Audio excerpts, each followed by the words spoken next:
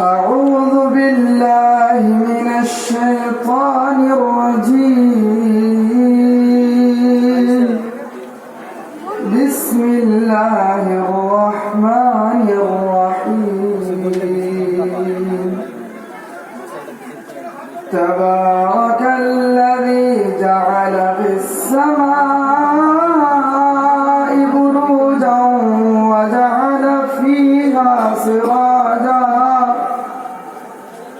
وجعل فيها سراجا وقمرا منيرا وهو الذي جعل الليل والنهار